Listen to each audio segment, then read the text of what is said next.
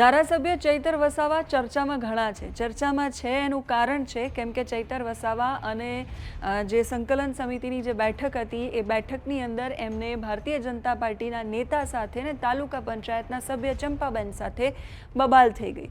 એ બબાલ થઈ ગઈ ત્યાર પછી એમની સામે ફરિયાદ નોંધાઈ અને ત્યાર પછી ગોપાલ ઇટાલિયા ગયા અને આખો જે ઘટનાક્રમ સર્જાયો એ આપણે સૌ જાણીએ છીએ.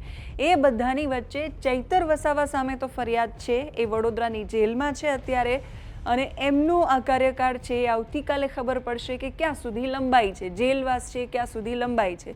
એ બધાની વચ્ચે ચૈતર વસાવાના જે સમર્થકો છે એમની સામે પણ ફરિયાદ નોંધાઈ છે. એમની સામે ફરિયાદ શા માટે નોંધાઈ છે, એમની સામે કોણે ફરિયાદ કરી છે અને કેમ આટલું અભદ્ર વર્તન એમણે કરવું પડ્યું, એ બધા જ વિષયો પર વાત કરીશું. શું છે આખો મુદ્દો એ જાણવાનો પણ પ્રયાસ કરીશું. નમસ્કાર, આપની સાથે હું સેજલ.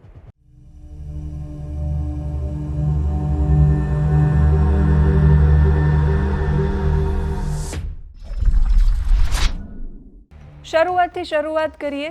જ્યારે મીટિંગ હતી એ મીટિંગની અંદર ડેડિયાપાડાના ધારાસભ્ય ચૈતર વસાવા, ભારતીય જનતા પાર્ટીના નેતા સંજય વસાવા, આ બંને અને પ્રાંત કચેરીની અંદર હતા એ સમય દરમિયાન તાલુકા પંચાયતના જે સભ્ય છે ચંપાબેન, એમણે ચૈતર વસાવાએ ચંપાબેન સાથે અભદ્ર વર્તન કર્યું એટલે સંજયભાઈ વચ્ચે પડ્યા એટલે ચૈતર વસાવા એમની સામે પણ બોલ્યા, એમની સામે બોલ્યા અને છૂટો પાણીનો ગ્લાસ ફેંક્યો એમના પર અને પછી આખો મામલો ગરમાયો. ચંપાબેન સામે ચૈતર વસાવાએ અભદ્ર ટિપ્પણી કરી કે અભદ્ર વર્તન કર્યું કે અભદ્ર શબ્દો બોલ્યા. એ શું બોલ્યા, કેવું અભદ્ર વર્તન કર્યું એ સામે નથી આવ્યું, પણ એ સામે જરૂર આવ્યું કે ચૈતર વસાવાએ આ પ્રકારનું વર્તન કર્યું અને ત્યાંથી આ ઝઘડાની શરૂઆત થઈ. એમાં સંજયભાઈ ભારતીય જનતા પાર્ટીના નેતા વચ્ચે પડ્યા એટલે ચૈતર વસાવાએ એમની સામે પણ પ્રતિકાર કર્યો અને પ્રતિકાર કરવામાં એમણે છૂટો પાણીનો ગ્લાસ ફેંક્યો. આજે આખી કહાની છે સામે આવી રહી છે. બધાની વચ્ચે થોડા સમય પહેલા ડેડિયાપાડાના ધારાસભ્ય ચૈતર વસાવાની વિરુદ્ધમાં સાગબારામાં મહિલાઓએ એક રેલી યોજી હતી. એ રેલીની અંદર ચંપાબેન પણ હાજર હતા અને સંજયભાઈ પણ હાજર હતા. એ રેલી દરમિયાન ચૈતર વસાવા વિરુદ્ધ સૂત્રોચ્ચાર કરવામાં આવ્યા હતા, એમના વિરુદ્ધ નારા લગાવવામાં આવ્યા હતા.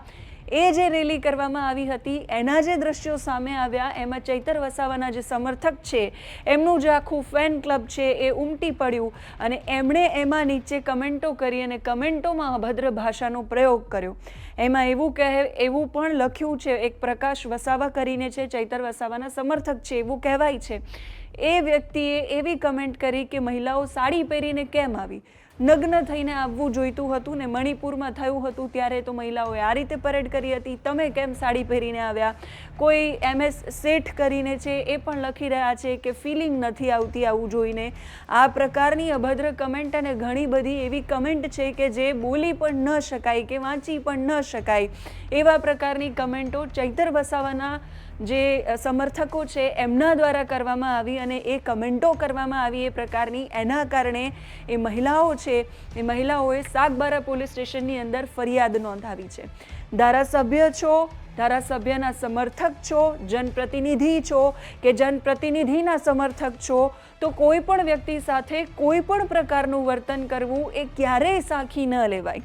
એક વ્યક્તિએ કમેન્ટમાં લખી પણ રહ્યો છે કે હું મારા પૈસે મારા હકની વાતો કરું છું અને મને અધિકાર છે મારી વાતો મૂકવાનો, મારો હક મૂકવાનો, મારી સ્વતંત્રતા છે. મને સ્વતંત્રતા છે એ માન્યું, પણ સ્વતંત્રતા એવો અધિકાર કોઈને નથી આપતી કે તમે કોઈ મહિલાઓ પર અભદ્ર ટિપ્પણી કરો કે કોઈ મહિલાઓ સામે તમે અશોભનીય વર્તન કરો અને ન લખવાના શબ્દો તમે લખી નાખો.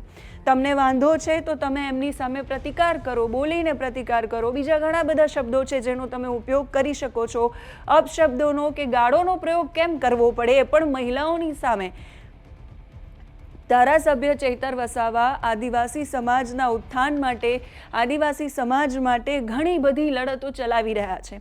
એ ધારાસભ્ય હોય તો પણ એમને પણ એ શોભા નથી દેતું કે મહિલાઓ પર આવી ટિપ્પણી કરે કે મહિલાઓ માટે આ પ્રકારનું વર્તન કરે.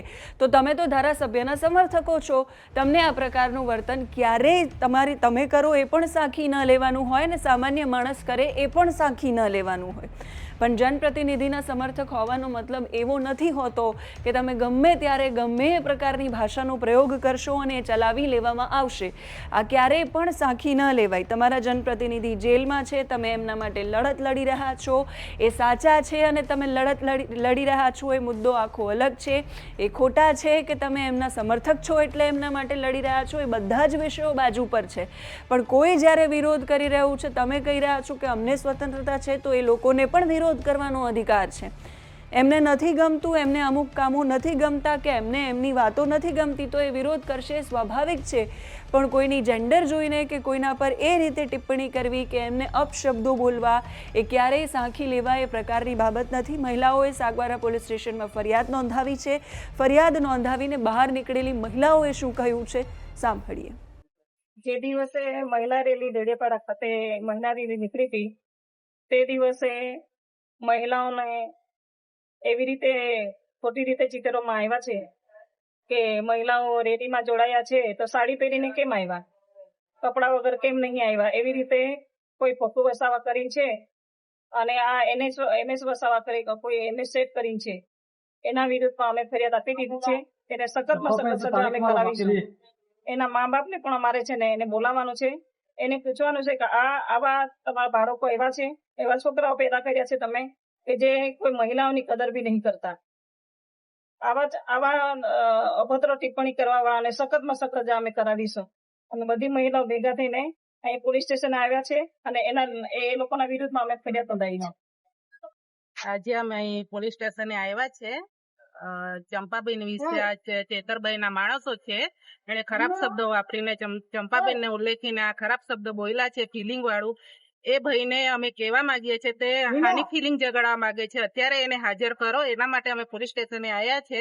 અને જે એમએસ શેઠ છે ને એમને કહેવા માંગીએ છીએ કે જાહેરમાં આવીને બહેનો સામે માફી માંગે અને અમે બહેનો બધા ભેગા મળીને એમને સજા કરવાના છે. અને બીજું કે જે રેલી કાઢી હતી એમાં પ્રકાશ વસાવા કરીને કોઈ છે, વસાવા કરીને એમણે બહેનો વિશે એટલું ખરાબ શબ્દોમાં ટિપ્પણી કરી છે તે આપણને કેવા બી શરમ આવે છે. એવા ભાઈઓને કહે કે એક આદિવાસી બહેનો વિશે તમે આવું બોલો છો, તમારે આદિવાસી બહેનો કે તમારી માતા નહીં તે તમારી બહેનોને ને તમારી માતાઓને નગ્ન કરીને ફરવો ને, એ કહેતા એમને શરમ નહીં આવતી.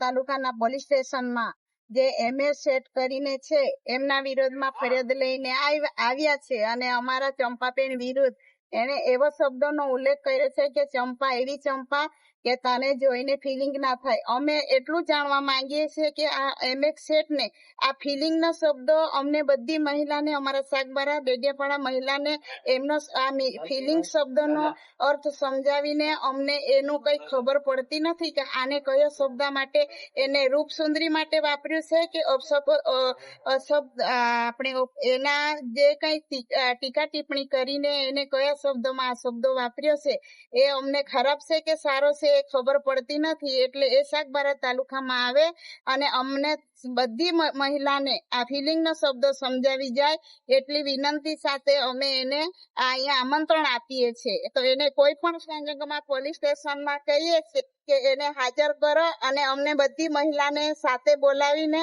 એ શબ્દનો અર્થ સમજાવે. એના માટે અમે આજે એના વિરોધ એફઆઈઆર ફાડીને અમે એને આવેદનપત્રો પોલીસ સ્ટેશનમાં આપીએ છીએ. તો તમે આ આખા મુદ્દા પર શું માની રહ્યા છો કમેન્ટ કરીને કહેજો. અત્યારે આ વિડીયોમાં બસ આટલું જ. નમસ્કાર.